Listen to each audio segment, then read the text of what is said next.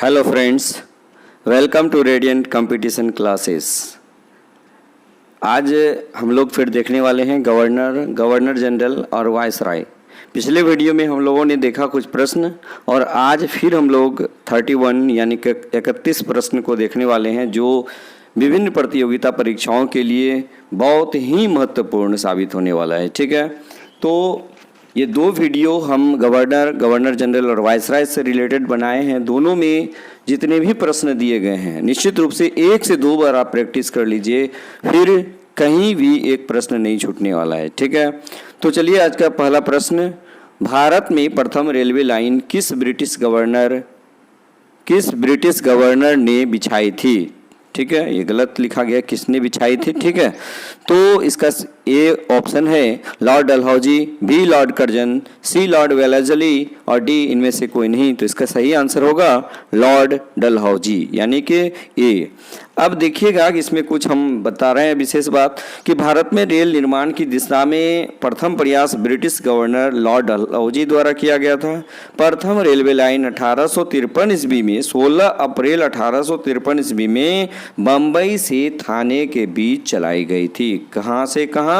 बम्बई से थाने के बीच चलाई गई थी। कब? 16 अप्रैल 1853 ईस्वी को। इसको भी याद रख लीजिएगा। चलिए दूसरा नंबर सवाल देखिएगा, भारत में प्रथम रेल लाइन का निर्माण किन नगरों के बीच हुआ था? ए हावड़ा और श्रीरामपुर, बी मुंबई और थाने, सी मद्रास और गुंटूर, दिल्ली और आगरा। तो इसका सही आंसर होगा मुंबई और थाने के बीच। ठीक है, तीसरा नंबर देखिए प्रश्न, भारत में पहली रेल लाइन कब शुरू हुई? इसका भी आंसर हम बता दिए आपको, ए 1853, बी 1855, सी 1856 और डी 1854। तो इसका सही आंसर होगा 1853 ईस्वी में। ठीक है, चौथा नंबर का सवाल देखिएगा, किस कंपनी ने सर्वप्रथम भारत में रेल यात्रा प्रारंभ की? A Eastern Railway, B Great Indian Peninsula Railway, C Madras Railway और डी इनमें से कोई नहीं। तो इसका सही आंसर होगा ग्रेट इंडियन पेनिनसुला रेलवे यानी कि भारत में सर्वप्रथम रेल यात्रा प्रारंभ किया था कौन सा company? Great Indian Peninsula railway ने। ठीक है, पांचवा नंबर का सवाल देखिएगा, ब्रिटिश भारतीय राज्य क्षेत्र का अंतिम प्रमुख विस्तार किसके समय में हुआ था? ठीक है, ए ऑप्शन देखिएगा डफरिन के समय, बी लॉर्ड डलहौजी के समय, सी लीटन के समय और डी कर्जन के समय। तो इसका सही आंसर होगा लॉर्ड डलहौजी के समय में हुआ था। ठीक है, यानी कि जैसे देखिएगा ब्रिटिश भारतीय राज्य क्षेत्र का अंतिम प्रमुख विस्तार डलहौजी के समय में हुआ था। डलहौजी की विजयों तथा विलय से लगभग 2.5 लाख वर्ग मील का क्षेत्र ब्रिटिश कंपनी के अधीन आ गया। उसके बारे में रिचर्ड टेम्पल का कथन है कि एक साम्राज्यवादी प्रशासक के रूप में जो योग्य व्यक्ति इंग्लैंड ने भारत भेजे उनमें से किसी ने भी कदाचित ही उसकी समानता की, अतिक्रमण तो कभी नहीं किया। ठीक है, ऐसा कथन है किसके बारे में? डलहौजी के बारे में। ठीक है, 6 नंबर क्वेश्चन देखिएगा, पब्लिक वर्क्स डिपार्टमेंट को 1845 से 1855 के दौरान स्वरूप देने वाले कौन थे? ए Dalhousie, B Lord Cornwallis, C George Auckland और डी वारेन हेस्टिंग्स। तो इसका सही आंसर होगा लॉर्ड डलहौजी। 7 नंबर का सवाल देखिएगा, विधवा पुनर्विवाह अधिनियम किसके शासन में क्रियान्वित किया गया था? ए ऑप्शन है Lord Dalhousie, B Lord Canning, C Sir Henry Hardings, D Lord Lawrence. तो इसका सही आंसर होगा लॉर्ड कैनिंग यानी विधवा विवाह अधिनियम जो है, विधवा पुनर्विवाह अधिनियम जो है लॉर्ड कैनिंग के समय में क्रियान्वित किया गया था। ठीक है, 8 नंबर का सवाल देखिएगा, बहुत इंपॉर्टेंट सवाल है ये। 1 नवंबर 1858 को महारानी विक्टोरिया का घोषणा पत्र इलाहाबाद में पढ़कर सुनाया गया था। ठीक है, तो उस समय कौन था गवर्नर जनरल? तो ए ऑप्शन देखिए Lord William Bentinck, B Lord Canning, C Lord Burnham और डी इनमें से कोई नहीं। तो इसका सही आंसर होगा लॉर्ड कैनिंग यानी कि 1 नवंबर 1858 को महारानी विक्टोरिया का घोषणा पत्र इलाहाबाद में किसने पढ़ के सुनाया था? लॉर्ड कैनिंग के समय में। कभी कभी ये भी क्वेश्चन पूछा जाता है कि महारानी विक्टोरिया को जो है ये साम्राज्ञी घोषित किया गया था? कब किया गया था? 1858 ईस्वी में। ठीक है। 9 नंबर का सवाल देखिएगा, महारानी विक्टोरिया को भारत की साम्राज्ञी कब नियुक्त किया गया था? अभी हमने बताया। ए 1858, बी 1867, सी 1862 और डी 1885। इसका सही आंसर होगा 1858 ईस्वी में। ठीक है। 10 नंबर का सवाल देखिएगा, निम्नलिखित में से किस गवर्नर जनरल ने भारत में दास प्रथा को समाप्त किया? बहुत इंपॉर्टेंट क्वेश्चन है कि दास प्रथा को भारत में समाप्त करने का काम किसने किया?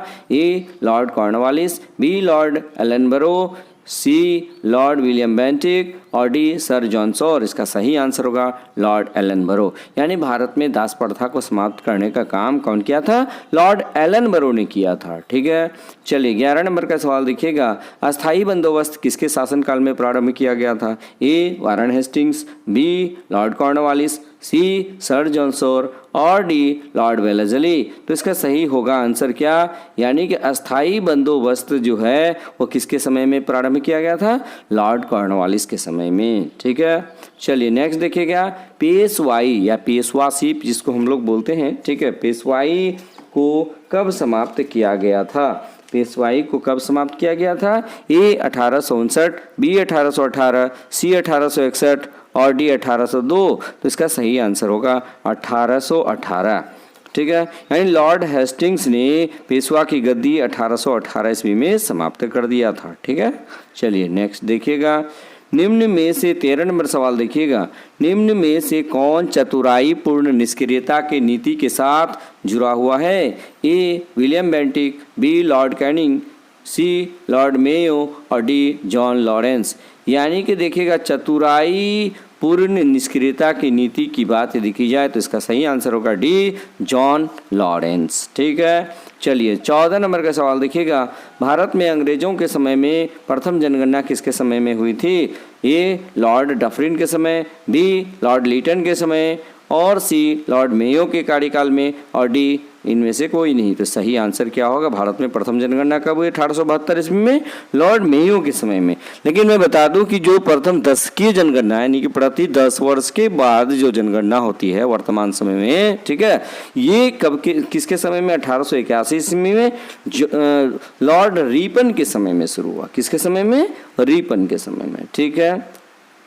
ये भी क्वेश्चन देख लीजिए, भारत में 10 की जनगणना की शुरुआत किसके समय में हुई थी? Lord Ripon, B Lord Curzon, C Lord Mayo और डी लॉर्ड डफरिन। तो इसका सही आंसर होगा लॉर्ड रिपन 1881 ईस्वी में। ठीक है। 16 नंबर का सवाल देखिएगा, किस वायसराय की हत्या अंडमान निकोबार द्वीप समूह में एक दंडित अपराधी द्वारा की गई थी? A Lord Curzon, B Lord Ripon, C Lord Mayo और डी लॉर्ड मिंटो। तो इसका सही आंसर होगा लॉर्ड मेयो। यानी कि ऐसा कहा जाता है कि जब वह अपने ऑफिस में था, ठीक है, तो अपराधी जो है छुरा लेकर के घुस गया और उसके पेट में घोंप दिया गया, यानी कि उसको अपराधी के द्वारा हत्या कर दिया गया था। किसको? लॉर्ड मेयो को। ठीक है। चलिए 17 नंबर का सवाल देखिएगा, अफगानिस्तान के प्रति एक जोश भरी फॉरवर्ड नीति का अनुसरण करने वाला गवर्नर जनरल कौन था? ए मिंटो, बी डफरिन, सी एल्गिन और डी लीटन। तो इसका फॉरवर्ड नीति का अनुसरण करने वाला गवर्नर जनरल कौन था? लॉर्ड लीटन था। ठीक है। नेक्स्ट देखिएगा, कौन भारत का वायसराय सबसे दीर्घकाल तक रहा, यानी सबसे लंबे समय तक रहने वाला वायसराय कौन था? A Lord Curzon, B Lord Dufferin, C Lord Hardinge और डी लॉर्ड मेयो। तो इसका सही आंसर होगा लॉर्ड कर्जन। ठीक है। चलिए उसके बाद देखिएगा, भारत में स्थानीय स्वायत्त शासी संस्थाएं 1882 ईस्वी में सशक्त की गई थी। ए जॉर्ज बार्लो द्वारा, बी लॉर्ड रिपन द्वारा, सी लॉर्ड कर्जन द्वारा और डी इनमें से कोई नहीं। तो इसका सही आंसर होगा लॉर्ड रिपन द्वारा। ठीक है। यानी भारत में स्थानीय स्वायत्त शासी संस्थाएं 1882 ईस्वी में सशक्त की गई थी। किसके द्वारा? लॉर्ड रिपन द्वारा। ठीक है। 20 नंबर का सवाल देखिएगा, भारत में स्थानीय स्वायत्त शासन को किसने प्रोत्साहित किया? तो A Lord Mayo, B Lord Lytton, C Lord Ripon और डी लॉर्ड कैनिंग। तो इसका भी आंसर होगा सी लॉर्ड रिपन। ठीक है। नेक्स्ट देखिएगा, इल्बर्ट बिल विवाद किससे संबंधित था? ये बहुत इंपॉर्टेंट क्वेश्चन है। इल्बर्ट बिल विवाद किससे संबंधित था? तो तो इसका सही आंसर क्या होगा, पहले ऑप्शन देख लेते हैं। ए, भारतीयों द्वारा हथियार लेकर चलने पर कुछ प्रतिबंधों का लागू किया जाना। बी, यूरोप के लोगों के मामलों की सुनवाई करने के लिए भारतीय न्यायाधीशों पर लगाई गई योग्यताओं को हटाया जाना। सी, भारतीय भाषाओं में प्रकाशित होने वाले समाचार पत्रों और पत्रिकाओं पर प्रतिबंध लागू किया जाना। और डी, इनमें से कोई नहीं। तो सही आंसर होगा यूरोप के लोगों के मामले की सुनवाई करने के लिए भारतीय न्यायाधीशों पर लगाई गई योग्यताओं को हटाया जाना इसका सही आंसर है। ठीक है, यानी कि ऑप्शन नंबर बी सही है। उसके बाद देखिएगा 22 नंबर का सवाल, किसकी पदावधि में महिलाओं तथा बच्चों की कार्य अवधि के घंटों को सीमित करने तथा स्थानीय शासन को आवश्यक नियम बनाने के लिए प्राधिकृत करने के लिए प्रथम फैक्ट्री अधिनियम का अधिग्रहण किया गया। Lord Lytton, B Lord Bentinck, C Lord Ripon और डी लॉर्ड कैनिंग। तो इसका सही आंसर होगा सी लॉर्ड रिपन द्वारा। ठीक है, 23 नंबर का सवाल देखिएगा, निम्नलिखित में से किसे भारत में स्थानीय स्वशासन का जनक माना जाता है। A, Lord Dalhousie, B Lord Canning, C Lord Curzon और डी लॉर्ड रिपन। तो इसका सही आंसर होगा लॉर्ड रिपन। स्थानीय स्वशासन का जनक लॉर्ड रिपन को कहा जाता है। ठीक है, 24 नंबर का सवाल, भारतीय पुरातत्व सर्वेक्षण की स्थापना किसके काल में हुई थी। A, Warren Hastings, B Lord Wellesley, C Lord Curzon और डी लॉर्ड विलियम बेंटिक। तो इसका सही आंसर होगा सी लॉर्ड कर्जन, यानी भारतीय पुरातत्व सर्वेक्षण की स्थापना जो हुई थी लॉर्ड कर्जन के समय में हुई थी। ठीक है, 25 नंबर का सवाल देखिएगा, प्राचीन स्मारक संरक्षण एक्ट किस गवर्नर जनरल के कार्यकाल में पारित हुआ था।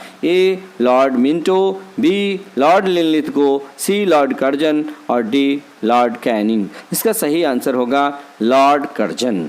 ठीक है, चलिए नेक्स्ट देखिए 26 नंबर का सवाल, भारत में कर्जन के प्रशासन की तुलना औरंगजेब से किसने किया था। ए, बाल गंगाधर तिलक, बी गोपाल कृष्ण गोखले, सी दादा भाई नौरोजी, डी एनी बेसेंट।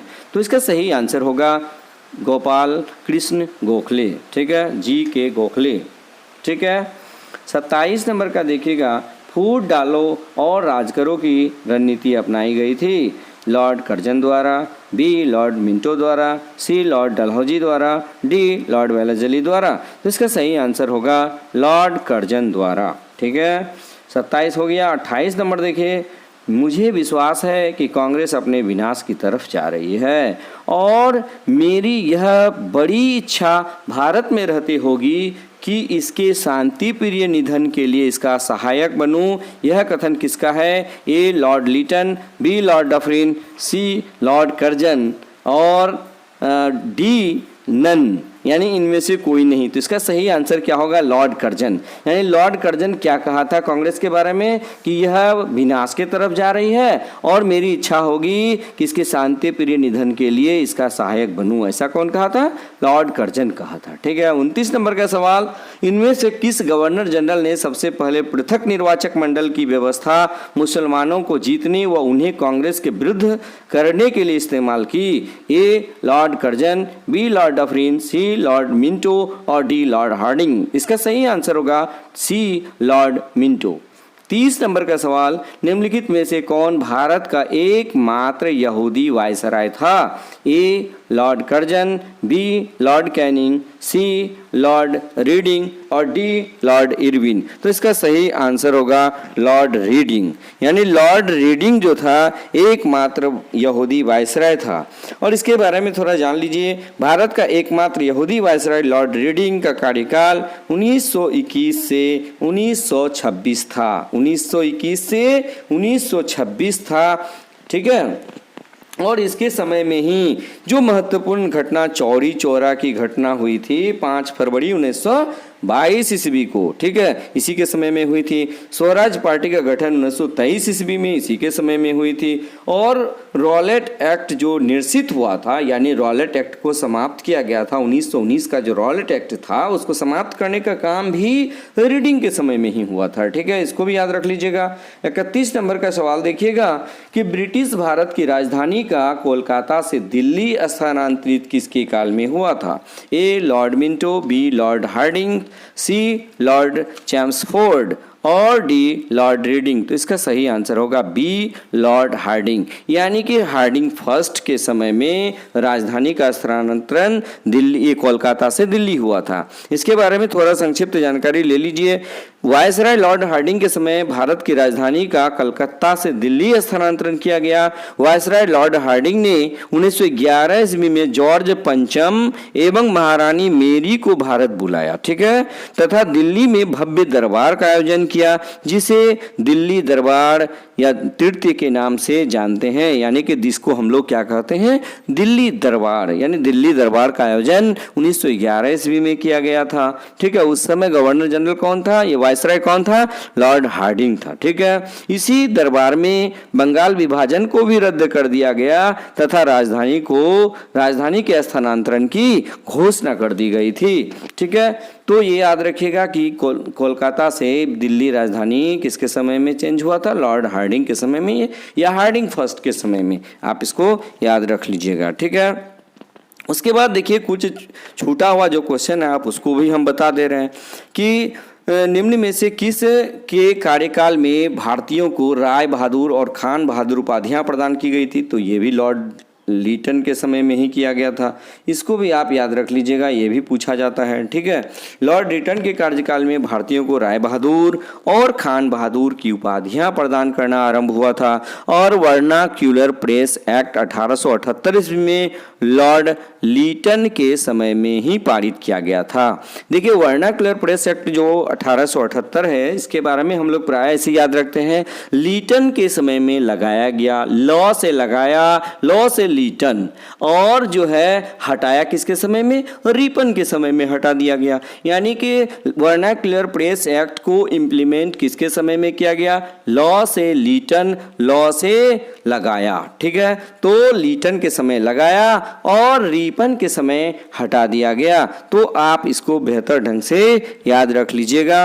और मैं यहाँ पर आप लोगों को जितना भी क्वेश्चन दिया हूँ, ठीक है, ये बहुत ही इंपॉर्टेंट है, कहीं ना कहीं पूछा गया क्वेश्चन का कलेक्शन मैं आप लोगों को प्रोवाइड कर रहा हूँ, ठीक है।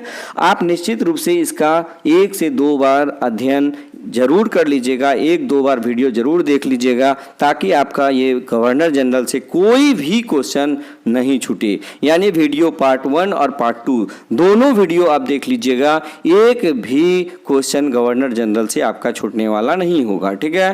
तो आपको यह वीडियो कैसा लगा इसके लिए आप कमेंट कीजिएगा, हमारे कमेंट बॉक्स में जाइएगा, वहाँ कमेंट कीजिएगा। यदि हमारे चैनल में नहीं है तो आप सब्सक्राइब जरूर कर लीजिएगा, ताकि आपको हमारा हर लेटेस्ट वीडियो आप तक आसानी से सुगमता से पहुँच सके। बस आज के वीडियो में इतना ही, धन्यवाद।